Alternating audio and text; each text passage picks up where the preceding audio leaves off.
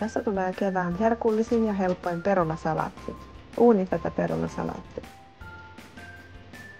Perunoita ei tarvitse tätä varten edes keittää, vaan ne kuorineen pilkotaan tuohon pellille, sekoitellaan oliiviöljyn ja suolan kanssa ja laitetaan uuniin kypsymään. Sillä aikaa pilkotaan parsat tuommoisiksi sopiviksi suupaloiksi. Pienennetaan pari valkosipulin kynttä, vähän punasipulia, joka sekoitetaan sitten marinaadin kanssa tuollaiseksi kastikkeeksi.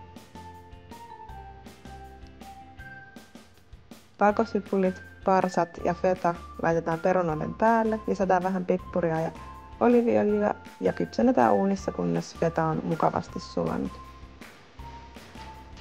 Marinaadit kaadetaan tuohon päälle ja salaatti vaan sekoitellaan ja kaadetaan kulhoon.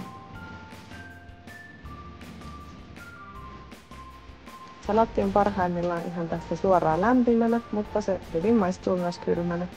Sekaan voi laittaa vähän kirsikkatomaattia tai basilikaa tai tuunata oman maun mukaan.